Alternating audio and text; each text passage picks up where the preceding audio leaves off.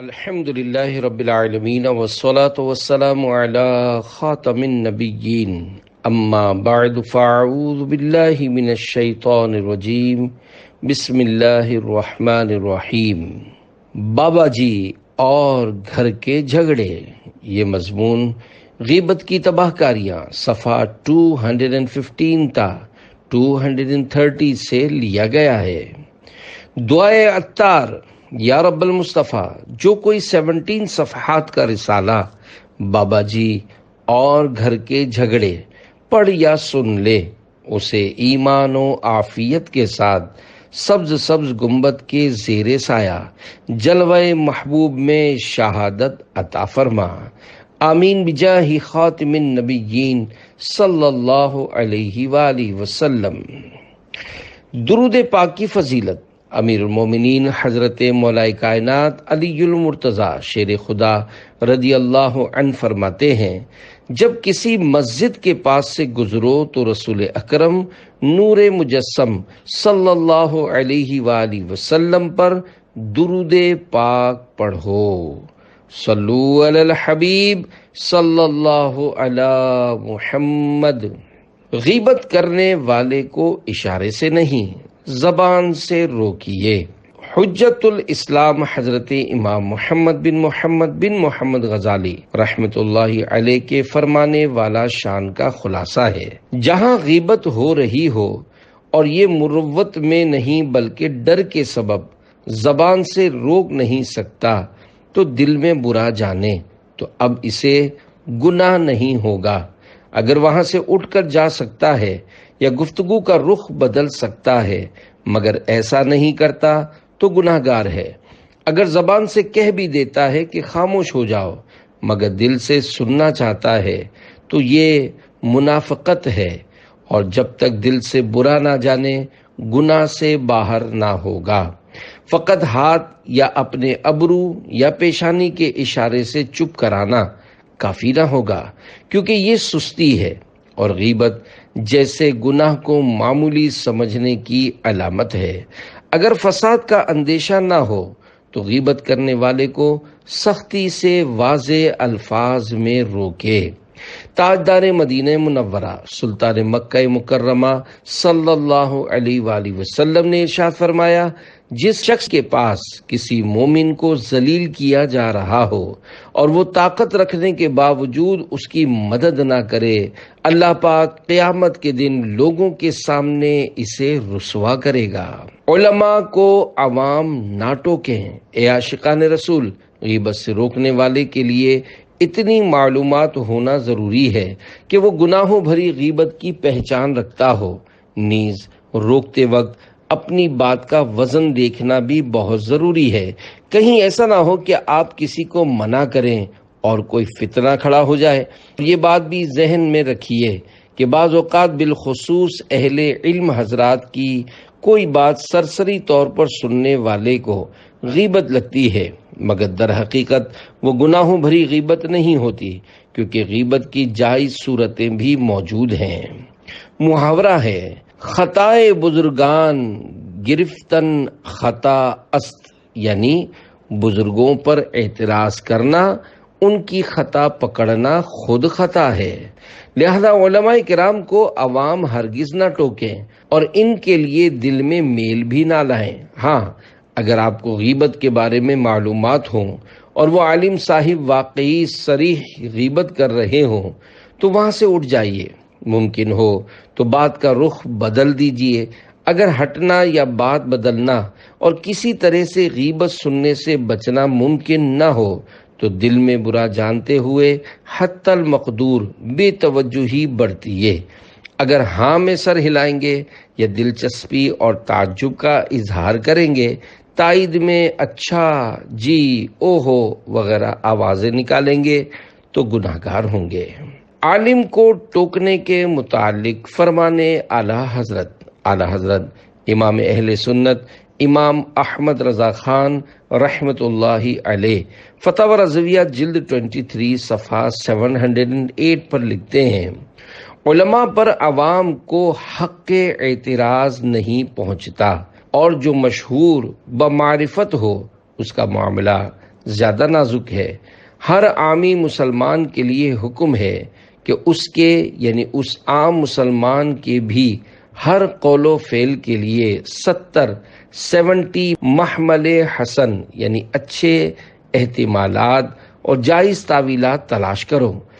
ان عوام پر بھی بدگمانی مت کرو، نہ کہ علماء و مشائخ جن پر اعتراض کا عوام کو کوئی حق ہی حاصل نہیں۔ یہاں تک کہ کتب دینیہ میں تصریح یعنی صاف لکھا ہے، اگر صراحتاً نماز کا وقت جا رہا ہے اور عالم نہیں اٹھتا تو جاہل کا یہ کہنا گستاخی ہے کہ نماز کو چلیے۔ وہ یعنی عالم اس یعنی غیر عالم کے لیے ہادی یعنی رہنما بنایا گیا ہے، نہ کہ یہ جاہل اس عالم کے لیے۔ واللہ تعالی عالم۔ سنو نہ فحش کلامی نہ غیبت و چغلی، تیری پسند کی باتیں فقط سنا یا رب، کریں نہ تنگ خیالات بد کبھی کر دے، شعور و فکر کو پاکیزگی عطا یا رب۔ صلو علی الحبیب صلی اللہ علی محمد۔ جس کو سلامتی کی دعا دی اسی کی غیبت، کسی کو سلام کر کے جان و مال اور عزت و آبرو وغیرہ کی سلامتی کی دعا دی اور پھر جو ہی وہاں سے ہٹے معاذ اللہ اسی کی عزت اچھالنی یعنی غیبت کرنی شروع کر دی، یہ کیسا عجیب معاملہ ہے۔ جی ہاں، السلام علیکم کے معنی ہے تم پر سلامتی ہو، لگے ہاتھوں سلام کی نیت بھی ملاحظہ فرما لیجئے۔ چنانچہ عاشقان رسول کی مدنی تحریک دعوت اسلامی کے مکتبۃ المدینہ کی کتاب بحر شریعت حصہ 16 صفحہ 102 پر لکھے ہوئے جزیے کا خلاصہ ہے، سلام کرتے وقت دل میں یہ نیت ہو کہ جس کو سلام کرنے لگا ہوں اس کا مال اور عزت و آبرو سب کچھ میری حفاظت میں ہے اور میں ان میں سے کسی چیز میں دخل اندازی کرنا حرام جانتا ہوں۔ عارف باللہ حضرت سیدنا شیخ ابو طالب مکی رحمۃ اللہ علیہ فرماتے ہیں، اللہ پاک کے نیک بندے ملاقات کے وقت سلام کرتے تو اس سے یہ مراد لیتے کہ تو میری طرف سے سلامت رہا، میں تیری غیبت اور مذمت نہیں کروں گا۔ کروں کسی کی بھی غیبت نہ میں کبھی یا رب، خدائے پاک کرم از پے نبی یا رب، معاف کر دے گناہ تو میرے سبھی یا رب، طفیل حضرت شیر خدا علی یا رب۔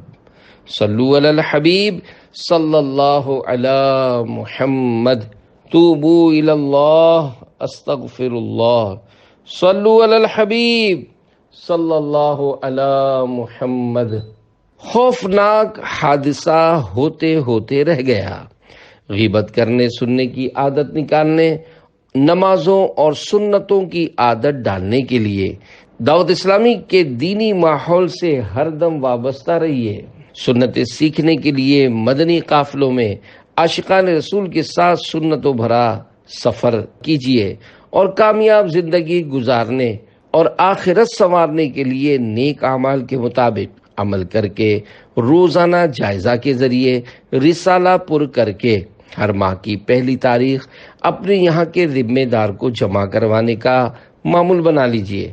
سنتوں بھرے اجتماع میں حاضری دیجئے، نہ جانے کب دل چوٹ کھا جائے اور دونوں جہاں میں بھلائیاں عنایت ہو جائیں۔ آپ کی ترغیب کے لیے ایک مدنی بہار گوش گزار کرتا ہوں۔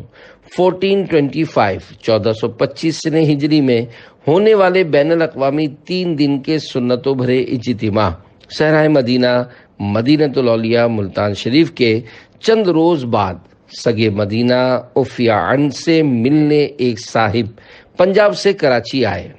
ان کے بیان کا خلاصہ کچھ اس طرح ہے: میں اے سی کوچ کا ڈرائیور ہوں، پریشانیوں نے تباہ حال کر دیا تھا، شیطان مجھے باولا بنا کر میرا یہ ذہن بنا چکا تھا کہ دنیا والے مطلبی اور بے وفا ہیں، مجھے خودکشی کر لینی چاہیے، مگر تنہا نہیں، اوروں کو بھی ساتھ لے کر مرنا ہے۔ بہرحال انہوں نے یہ طے کیا ہوا تھا کہ کھچا کھچ بھری ہوئی کوچ کو پوری رفتار کے ساتھ گہری کھائی میں گرا کر سب سواریوں سمیت اپنے آپ کو ختم کر دوں گا۔ ایسے میں سواریاں لے کر اجتماع صحرائے مدینہ ملتان شریف میں آنے کی سعادت مل گئی۔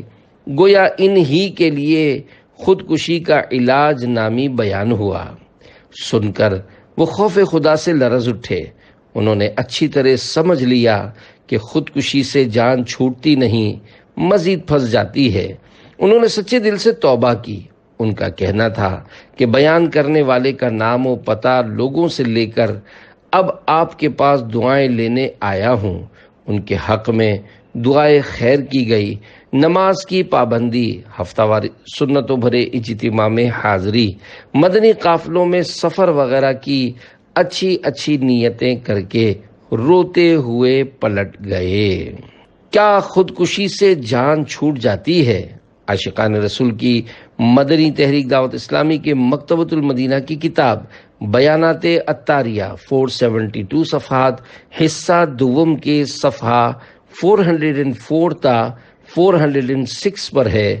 خودکشی کرنے والے شاید یہ سمجھتے ہیں کہ ہماری جان چھوٹ جائے گی، حالانکہ اس سے جان چھوٹنے کے بجائے ناراضی رب العزت کی صورت میں نہایت بری طرح پھنس جاتی ہے۔ خدائے پاک کی قسم، خودکشی کا عذاب برداشت نہیں ہو سکے گا۔ آگ میں عذاب، حدیث پاک میں ہے، جو شخص جس چیز کے ساتھ خودکشی کرے گا وہ جہنم کی آگ میں اسی چیز کے ساتھ عذاب دیا جائے گا، اسی ہتھیار سے عذاب۔ حضرت ثابت بن ضحاک رضی اللہ عنہ سے مروی ہے کہ اللہ پاک کے پیارے رسول صلی اللہ علیہ وآلہ وسلم کا ارشاد عبرت بنیاد ہے، جس نے لوہے کے ہتھیار سے خودکشی کی تو اسے جہنم کی آگ میں اسی ہتھیار سے عذاب دیا جائے گا۔ گلا گھونٹنے کا عذاب، حضرت ابو ہریرہ رضی اللہ عنہ سے مروی ہے، رسول کریم صلی اللہ علیہ وآلہ وسلم کا فرمان عبرت نشان ہے، جس نے اپنا گلا گھونٹا تو وہ جہنم کی آگ میں اپنا گلا گھونٹتا رہے گا، اور جس نے خود کو نیزہ مارا وہ جہنم کی آگ میں خود کو نیزہ مارتا رہے گا۔ اے عاشقان رسول، خودکشی کا علاج نامی بیان مکتبۃ المدینہ سے حاصل کیجیے اور سب گھر والوں کو سنائیے، اور خصوصاً پریشان حالوں کو سننے کے لیے پیش کیجیے۔ الحمدللہ اسی بیان کو حسب ضرورت ترمیم کے ساتھ بنام خودکشی کا علاج رسالے کی صورت میں بھی پرنٹ کیا گیا ہے۔ اپنے عزیزوں کے ایصال ثواب کے لیے دعوت اسلامی کے مکتبۃ المدینہ سے زیادہ خرید کر غم کے ماروں، دکھیاروں اور بیماروں بلکہ عام مسلمانوں میں تقسیم کیجیے۔ اگر پڑھ کر کوئی ایک بھی مسلمان خودکشی کے ارادے سے باز آ گیا تو انشاءاللہ الکریم آپ کا بھی بیڑا پار ہوگا۔ قبر میں شکل تیری بگڑ جائے گی، پیپ میں لاش تیری لتھڑ جائے گی، بال جھڑ جائیں گے کھال ادھڑ جائے گی، کیڑے پڑ جائیں گے ناش سڑ جائے گی۔ مت گناہوں پہ ہو بھائی بے باک تو، بھول مت یہ حقیقت کے ہے خاک تو، تھام لے دامن شاہ لولاک تو، سچی توبہ سے ہو جائے گا پاک تو۔ صلو علی الحبیب صلی اللہ علی محمد، توبو الی اللہ استغفر اللہ، صلو علی الحبیب صلی اللہ علی محمد۔ گھر جا کر نیکی کی دعوت دیتے۔ حضرت عبدالعزیز درینی رحمت اللہ علیہ کو جب معلوم ہوتا کہ کسی شخص نے ان کی غیبت کی ہے تو آپ رحمت اللہ علیہ فہمائش یعنی سمجھانے کے لیے اس کے گھر تشریف لے جاتے اور فرماتے، اے بھائی آپ کو کیا ہو گیا کہ آپ نے عبدالعزیز کے گناہ اٹھا لیے؟ گناہ اٹھا لیے کی وضاحت۔ اے عاشقان رسول، اس حکایت سے پتہ چلا کہ ہمارے اسلاف اپنی غیبت کا سن کر دھواں پھواں ہو کر آستینے چڑھا کر غیبت کرنے والے پر چڑھ دوڑنے کے بجائے اگر جانا پڑتا تو اس کے گھر جا کر بھی اس کو نیکی کی دعوت پہنچاتے اور اس کے دل کو چوٹ لگانے والے کلمات ارشاد فرماتے۔ اس حکایت میں گناہ اٹھا لیے جو کہا گیا، اس سے مراد یہ ہے کہ اگر بغیر توبہ اور مغتاب یعنی جس کی غیبت کی اس سے بے معاف کروائے مرا تو جس کی غیبت کی ہے اس کو اپنی نیکیاں دینی پڑیں گی۔ اگر نیکیاں نہ ہوئیں یا کم پڑ گئیں تو اس کے گناہ اپنے سر اٹھانے پڑیں گے۔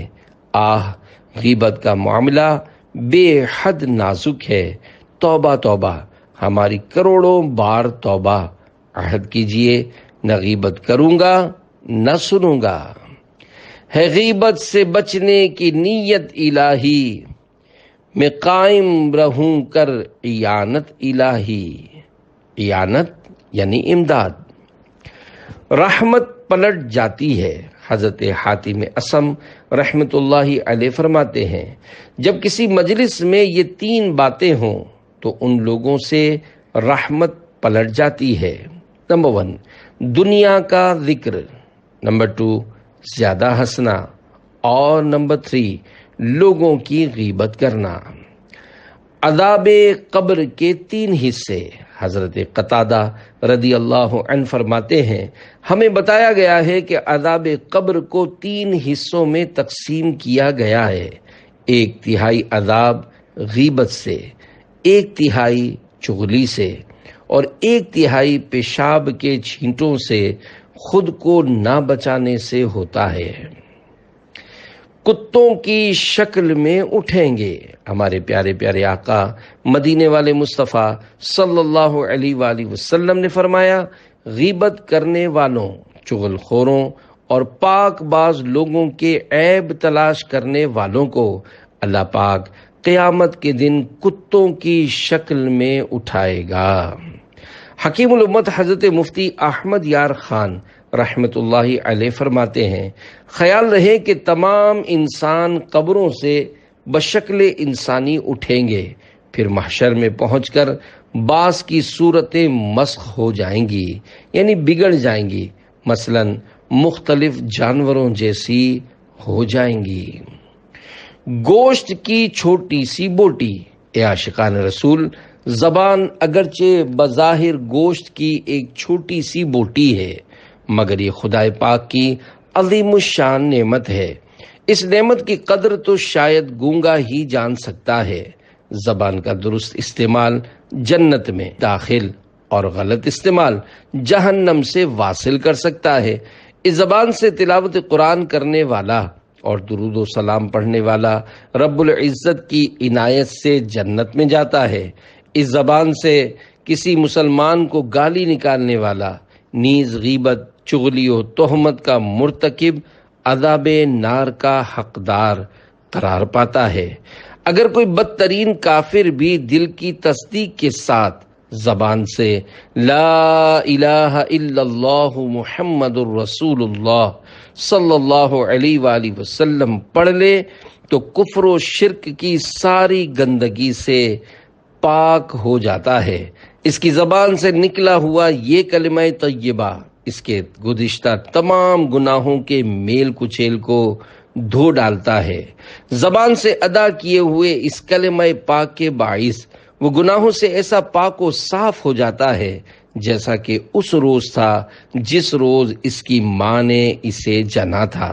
یہ عظیم مدنی انقلاب دل کی تائید کے ساتھ زبان سے ادا کیے ہوئے کلمہ شریف کی بدولت آیا۔ ہر بات پر سال بھر کی عبادت کا ثواب۔ اے کاش ہم بھی اپنی زبان کا صحیح استعمال کرنا سیکھ لیں، غیبتوں، چغلیوں اور تہمتوں بھری باتوں سے پیچھا چھڑا لیں۔ بے شک اللہ و رسول صلی اللہ علیہ وآلہ وسلم کی مرضی کے مطابق اگر زبان کو چلایا جائے تو جنت میں گھر تیار ہو جائے گا۔ اس زبان سے ہم تلاوت قرآن پاک کریں، ذکر اللہ کریں، درود و سلام کا ورد کریں، خوب نیکی کی دعوت دیں تو انشاءاللہ ہمارے وارے ہی نیارے ہو جائیں گے۔ مکاشفۃ القلوب میں ہے، حضرت موسیٰ کلیم اللہ علیہ السلام نے بارگاہ خداوندی میں عرض کی، اے رب کریم، جو اپنے بھائی کو بلائے اور اسے نیکی کا حکم کرے اور برائی سے روکے، اس شخص کا بدلہ کیا ہوگا؟ فرمایا، میں اس کے ہر کلمے کے بدلے 1 سال کی عبادت کا ثواب لکھتا ہوں، اور اسے جہنم کی سزا دینے میں مجھے حیا آتی ہے۔ عاشقان رسول کے میٹھے بول کی برکات۔ پیارے پیارے اسلامی بھائیوں، نیکی کی بات بتانے، گناہوں سے نفرت دلانے اور ان کاموں کے لیے کسی پر انفرادی کوشش کا ثواب کمانے کے لیے یہ ضروری نہیں کہ جس کو سمجھایا وہ مان جائے تو ہی ثواب ملے گا، بلکہ اگر وہ نہ مانے تب بھی انشاء اللہ الکریم ثواب ہی ثواب ہے۔ اور اگر آپ کی انفرادی کوشش سے کسی نے گناہوں سے توبہ کر کے سنتوں بھری زندگی گزارنی شروع کر دی، پھر تو انشاء اللہ الکریم آپ کا بھی بیڑا پار ہو جائے گا۔ آئیے اس ضمن میں انفرادی کوشش کی ایک مدنی بہار سنتے چلیں۔ چنانچہ شہر قصور پنجاب پاکستان کے ایک اسلامی بھائی میٹرک کے طالب علم تھے۔ پوری صحبت کے باعث زندگی گناہوں میں بسر ہو رہی تھی۔ مزاج بے حد غصیلا تھا۔ بدتمیزی کی عادت بد اس حد تک پہنچ چکی تھی کہ والد صاحب کجا، دادا جان اور دادی جان کے سامنے بھی قینچی کی طرح زبان چلاتے۔ ایک روز عاشقان رسول کی مدنی تحریک دعوت اسلامی کا ایک مدنی قافلہ ان کے محلے کی مسجد میں آ پہنچا۔ خدا کا کرنا ایسا ہوا کہ وہ عاشقان رسول سے ملاقات کے لیے پہنچ گئے۔ ایک اسلامی بھائی نے انفرادی کوشش کرتے ہوئے انہیں درس میں شرکت کی دعوت پیش کی۔ ان کے میٹھے بول نے ان پر ایسا اثر کیا کہ وہ ان کے ساتھ درس میں بیٹھ گئے۔ انہوں نے درس کے بعد انتہائی میٹھے انداز میں انہیں بتایا کہ چند ہی روز بعد صحرائے مدینہ ملتان شریف میں دعوت اسلامی کا 3 روزہ بین الاقوامی سنتوں بھرا اجتماع ہو رہا ہے، آپ بھی شرکت کر لیجئے۔ ان کے درس نے ان پر بہت اچھا اثر کیا تھا، لہذا وہ انکار نہ کر سکے، یہاں تک کہ وہ سنتوں بھرے اجتماع صحرائے مدینہ ملتان میں حاضر ہو گئے۔ وہاں کی رونقیں اور برکتیں دیکھ کر وہ حیران رہ گئے۔ اجتماع میں ہونے والے آخری بیان، گانے باجے کی ہولناکیاں سن کر وہ تھرا اٹھے اور آنکھوں سے آنسو جاری ہو گئے۔ الحمدللہ وہ گناہوں سے توبہ کر کے اٹھے اور دعوت اسلامی کے مدنی ماحول سے وابستہ ہو گئے۔ ان کی مدنی ماحول سے وابستگی سے ان کے گھر والوں نے اطمینان کا سانس لیا۔ دعوت اسلامی کے مدنی ماحول کی برکت سے ان جیسے نوجوان کی اصلاح سے متاثر ہو کر ان کے بڑے بھائی نے بھی داڑھی مبارک رکھنے کے ساتھ ساتھ امامہ شریف کا تاج بھی سجا لیا۔ ان کی ایک ہی بہن ہے، الحمدللہ اس نے بھی مدنی برقع پہن لیا۔ الحمدللہ گھر کا ہر فرد سلسلہ عالیہ قادریہ رضویہ میں داخل ہو کر سرکار غوث اعظم رحمت اللہ علیہ کا مرید ہو گیا۔ اس انفرادی کوشش کرنے والے اسلامی بھائی کے میٹھے بول کی برکت سے مجھ پر اللہ کریم نے ایسا کرم فرمایا کہ میں نے قرآن کریم حفظ کرنے کی سعادت حاصل کر لی اور درس نظامی یعنی عالم کورس میں داخلہ لے لیا۔ الحمدللہ دعوت اسلامی کے مدنی کاموں کے تعلق سے علاقائی قافلہ ذمہ دار بھی بنے۔ دل پہ گر زنگ ہو سارا گھر تنگ ہو، داغ سارے دھلیں قافلے میں چلو، ایسا فیضان ہو حفظ قرآن ہو، خوب خوشیاں ملیں قافلے میں چلو۔ صلو علی الحبیب صلی اللہ علی محمد۔ قبر کا بھیانک تصور۔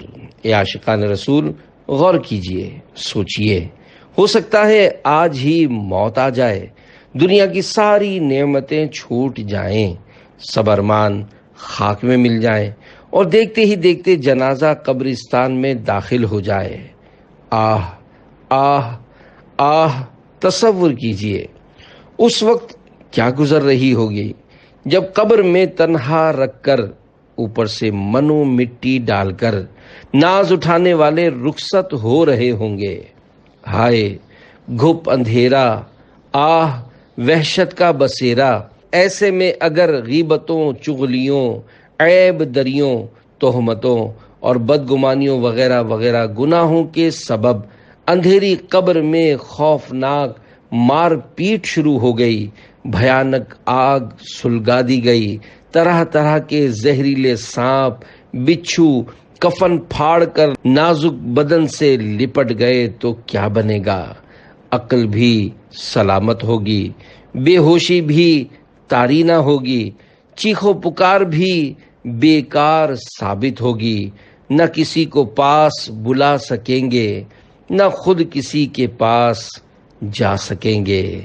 ہائے میرے اللہ، گھپ اندھیرا ہی کیا وحشت کا بسیرا ہوگا، قبر میں کیسے اکیلا میں رہوں گا یا رب، گر کفن پھاڑ کے سانپوں نے جمایا قبضہ، ہائے بربادی کہاں جا کے چھپوں گا یا رب، ڈنک مچھر کا سہا جاتا نہیں کیسے میں پھر، قبر میں بچھو کے ڈنک آہ سہوں گا یا رب، گر تو ناراض ہوا میری ہلاکت ہوگی، ہائے میں نارے جہنم میں جلوں گا یا رب، عفو کر اور صدا کے لیے راضی ہو جا، گر کرم کر دے تو جنت میں رہوں گا یا رب۔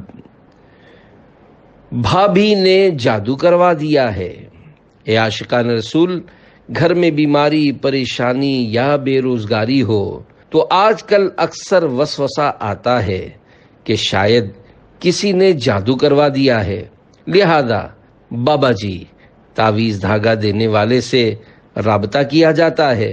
بالفرض بابا جی بتا دیں کہ تمہارے قریبی رشتہ دار نے جادو کروایا ہے تو عموماً بہو یا بھابھی کی شامت آ جاتی ہے۔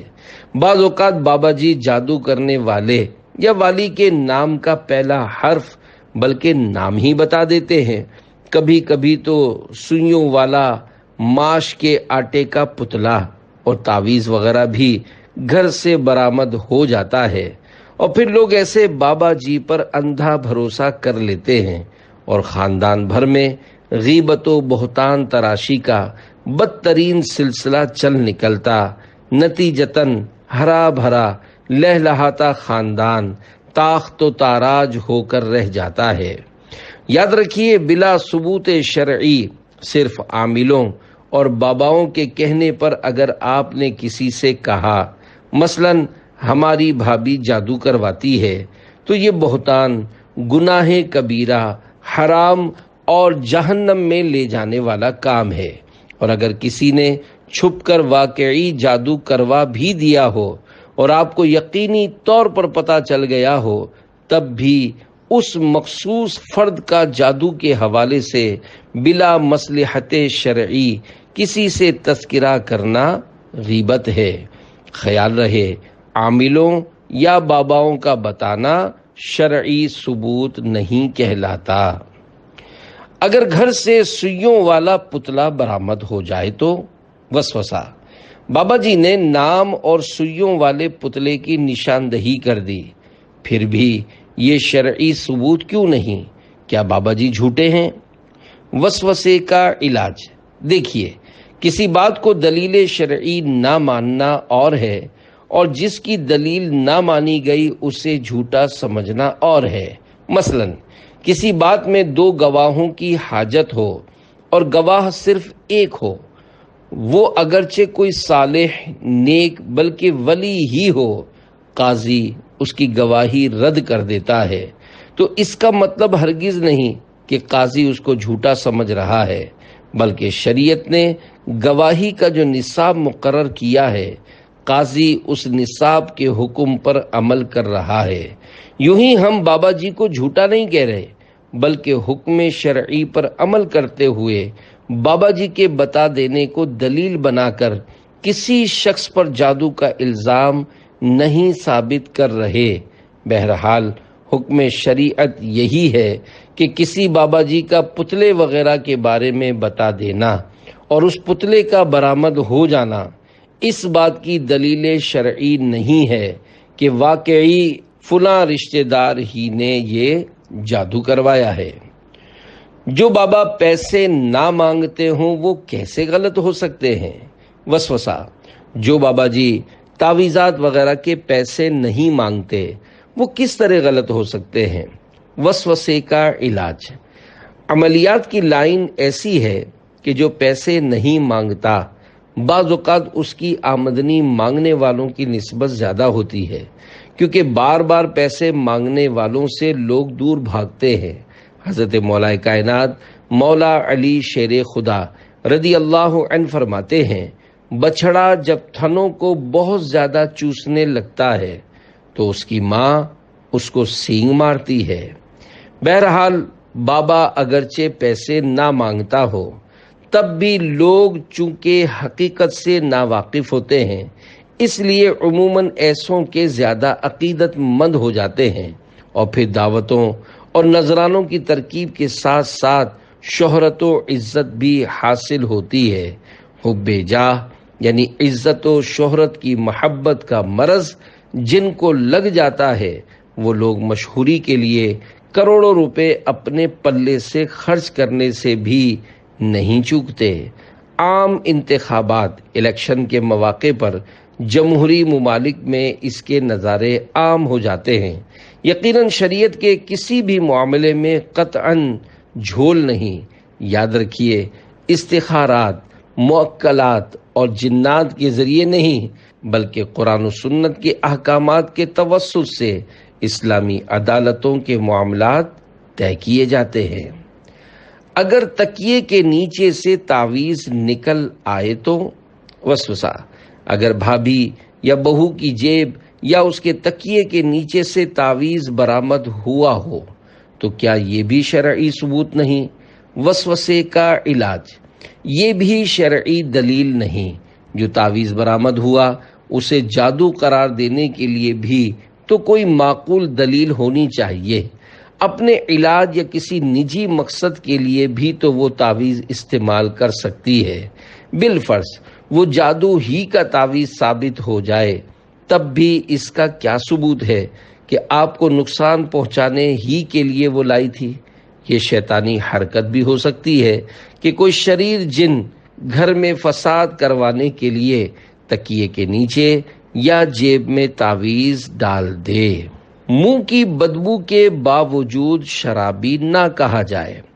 امام محمد بن محمد غزالی رحمت اللہ علیہ کے فرمان کا خلاصہ ہے، کسی شخص کے منہ سے شراب کی بو آتی ہو اس بنا پر اس پر حد لگانی جائز نہیں، کیونکہ ہو سکتا ہے اس نے شراب سے کلی کی ہو، خود نہ پی ہو، کسی نے زبردستی پینے پر مجبور کر دیا ہو، لہذا اس مسلمان پر صرف منہ کی بدبو کے سبب بدگمانی نہ کی جائے، یعنی اس کو شرابی قرار نہ دیا جائے۔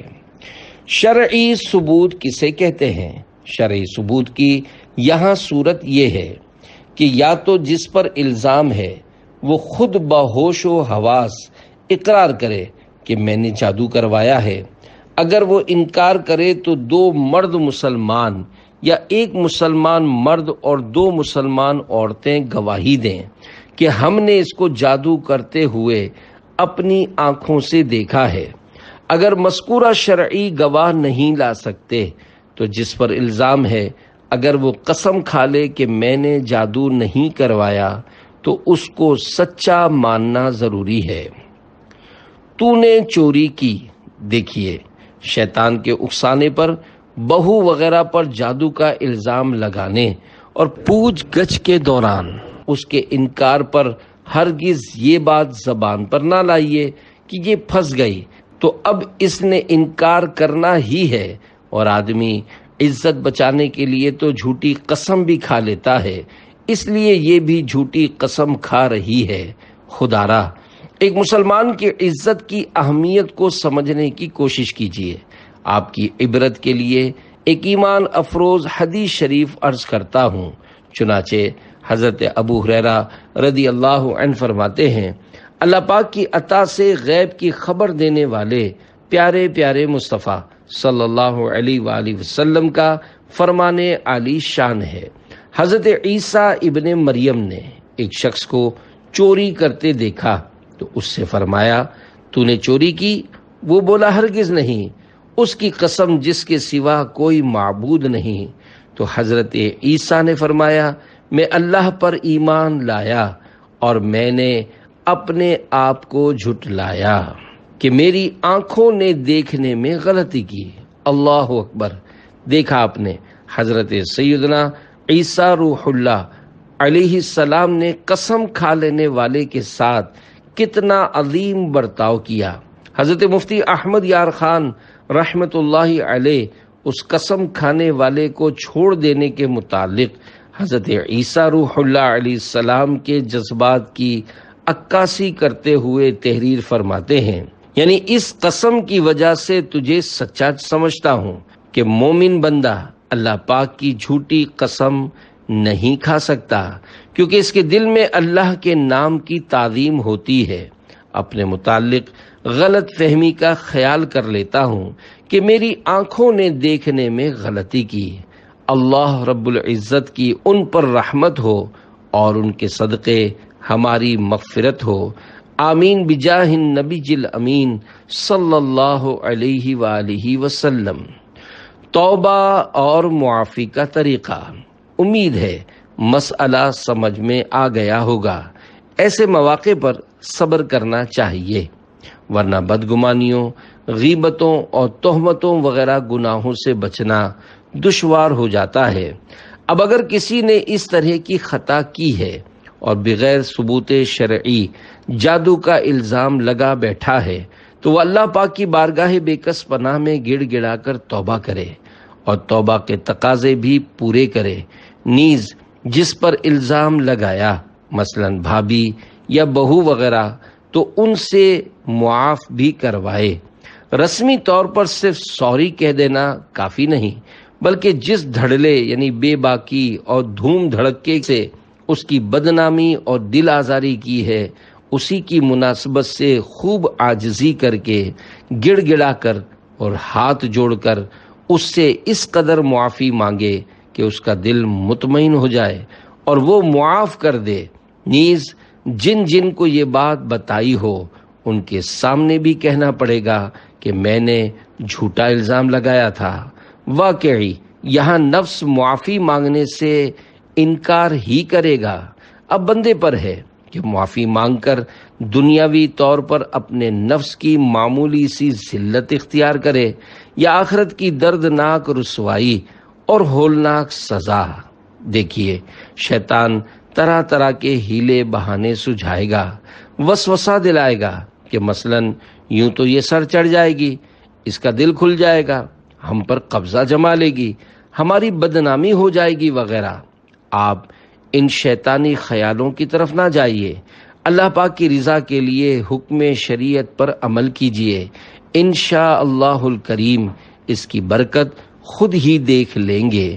یہاں تک کہ خدا نہ خواستہ وہ واقعی مجرمہ ہوئی تب بھی آپ کی خوش اخلاقی اور عاجزی کی برکت سے انشاءاللہ الکریم آپ کی خیر خواہ بن جائے گی۔